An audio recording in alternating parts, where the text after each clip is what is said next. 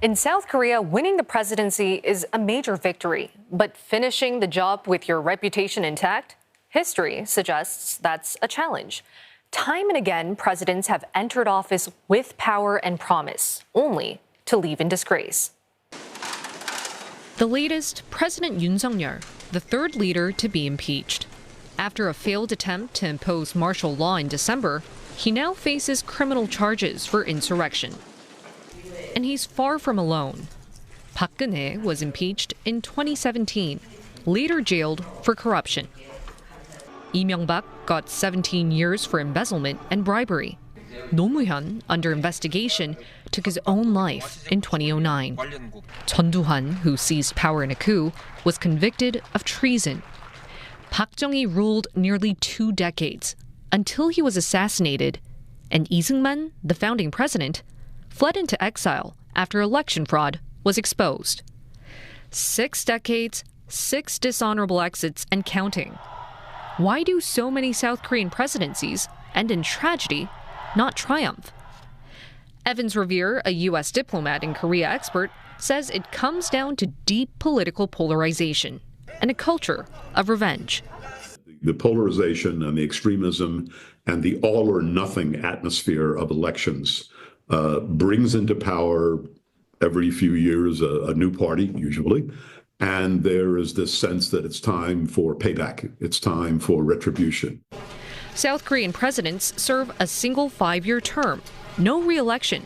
1 year lost to transition, another to handing over. That leaves just 3 years to make a mark and immense pressure to deliver fast. Professor Shin from Myeongji University calls this an imperial presidency. 미국도 제왕적인데 우리나라는 더 제왕적이거든요. 왜 그러냐 하면 우리나라 같은 경우에는 연방제 하에서 대통령제를 실시하는 국가가 아니라 이건 그러니까 대통령한테 모든 권한이 집중이 돼 있는데 사실은 그 권한이 집중돼 있다라는 거는 책임을 물을 소재도 단순하게 된다라는 걸 의미하거든요. 자기가 특정 정치인 좋아할 때는 거의 이거는 트러스트가 아니라 빌리프의 수준이에요. 예?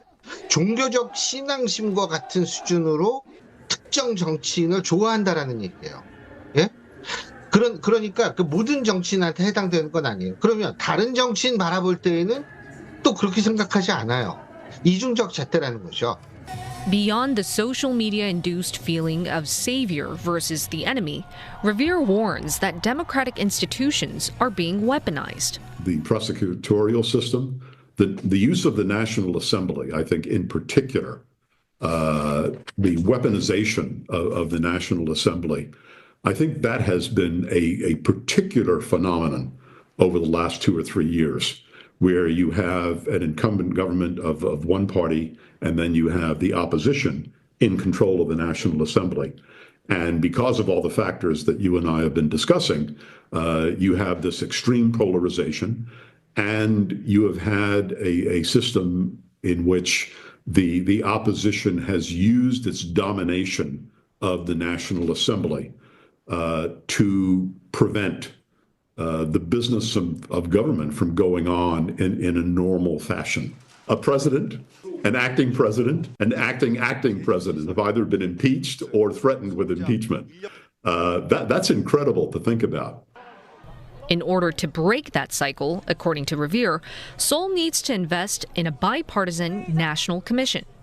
Give them a 6-month or a 1-year mandate to look at Korean politics, to look at the denouement of these political campaigns, to reflect, as I've suggested earlier, on what has transpired, why it happened, why a certain faction, if you will, of the previous government felt that it had no choice. I was deeply impressed by how inspired, I think, by how quickly Koreans, members of the cabinet, members of the elites, even members of the military and security services, etc., how quickly Koreans rallied against the declaration of martial law, and how quickly that attempted imposition of military rule in Korea fell apart.